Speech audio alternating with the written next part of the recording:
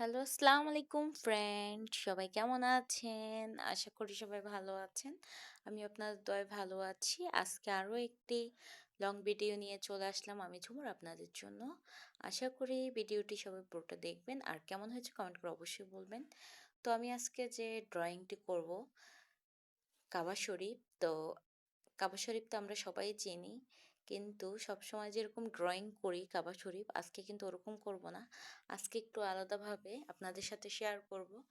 তার জন্য আমি ড্রয়িং বুক নিয়ে নিয়েছি। অ্যাক্রিলিক কালারের যে ড্রয়িং বুকগুলো এখন বাজারে এসেছে, ওগুলো নিয়েছি। আর প্রতিদিনের ড্রয়িং বুকটাই কিন্তু। আর আমি নীল আর সাদা মিক্স করে একসাথে পেস্ট করে নিয়েছিলাম রঙের কালার। তো এটাকে এখন আমি ব্লেন্ড করে পুরো যে আমার ড্রয়িং পেপারটা, তো এটার মধ্যে আমি পুরোটাতে একদম সুন্দর করে কাবা শরীফের চারপাশে দিয়ে নিয়েছি আস্তে আস্তে করে। আপনারা দেখতেই পারছেন।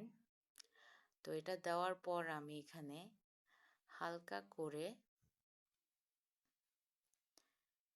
এই যে আমার গাছটা, গাছের পাতাগুলো, এগুলোতে আমি একটু কালো করে দিব আস্তে আস্তে করে। কালোটা করার পর আমি এখানে একটু সোনালী কালার দিয়ে নিব। তো সোনালী কালারটা আমি আস্তে আস্তে করে দিয়ে নিচ্ছি। আর কাবা শরীফের যে গিলাপটা, যে জড়ি জড়ি ভাব থাকে, এটা আমি আস্তে আস্তে করে অ্যাড করে নিয়েছি। এটা কিন্তু স্বর্ণের মতো ঝকঝক করে।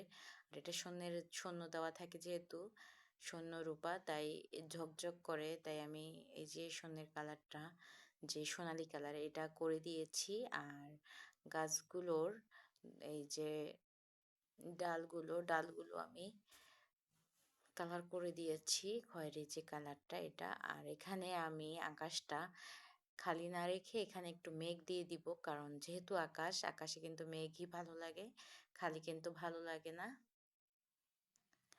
তো আমি মেঘ দিয়ে নিচ্ছি। মেঘ দেওয়ার পরে এখানে আমি একদম, কাবা শরীফ যেহেতু কালো হয় তাই আমি কালো করে দিচ্ছি। কালো না দিলে কিন্তু একদম ভালো লাগে না। এখন দেখেন কালোটা দেওয়ার পর একদম কাবা শরীফটা প্রাণ ফিরে পেয়েছে আমার, খুবই সুন্দর লাগছে। আর কাবা শরীফের উপরের জায়গাটা কিন্তু খালি ছিল, তাই আমি কাবা শরীফের উপরের জায়গাটাতেও কালো করে দিলাম সুন্দর করে আস্তে আস্তে।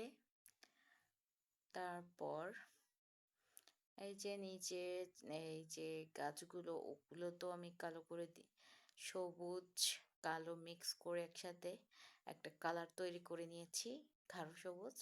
আর উপরে উপরে একটু হলুদ মিক্স করে দিয়েছি।